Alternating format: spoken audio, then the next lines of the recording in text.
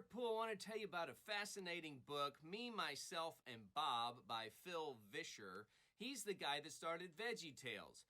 VeggieTales, VeggieTales. Everybody's seen VeggieTales, or most people have anyway. It's got great Christian content, retelling of some Bible stories and things like that.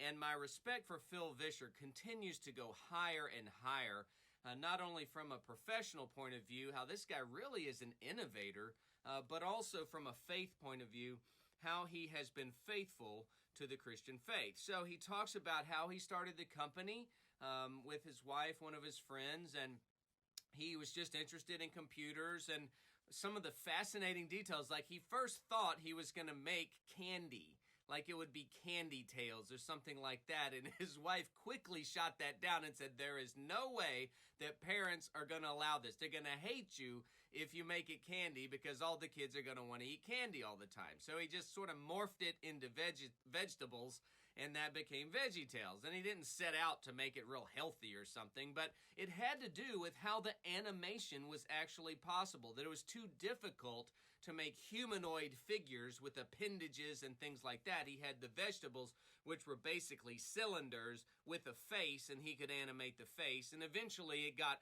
more and more complex, but that's how it all started. He also talks about how it was very difficult early on, that he only had at one point, he and his wife, $10 in his pocket to go buy some dog food. And when I think of big companies, production companies, media companies, you think of millions of dollars floating around, but it was extremely difficult for a long time for him, a lot of long hours, and I just appreciate that hard work and faithfulness to the effort. Now, it's also interesting, things that you don't necessarily think about, but his mother advised him, if he was going to have vegetables talking about the Bible and things like that, that he could never portray Jesus Christ as a vegetable. I guess it's something I never thought about, but it would be, I suppose, disrespectful, and true enough, Jesus is not represented by a vegetable on VeggieTales. The other thing was to not imply that vegetables could go to heaven, so that, the vegetables don't pray, God, please save me and let me go to heaven. And it's a subtlety that I had never myself noticed, but I think is important, that the VeggieTales would say something like, God loves kids, God loves you, not God loves me, the vegetable. So it's kind of an interesting insight that his mother provided for him and the team. There's some interesting kind of technical stuff. VeggieTales was the first completely computer-generated series in the United States. That's astounding to me. Disney didn't do it. Fox Media didn't do it. Universal Studios. It was VeggieTales.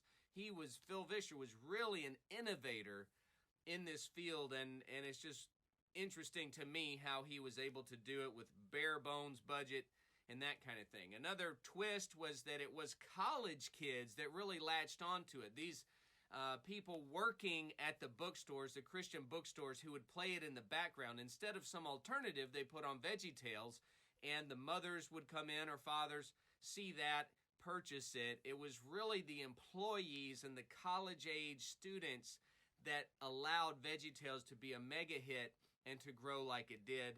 Also fascinating to me. He talks about how the company fell on hard times, how I think they really just overextended, they grew too fast. Reading between the lines, I think he tried to make VeggieTales too much quality, which sounds weird because I love quality. I'm all about pushing it as far as it can go.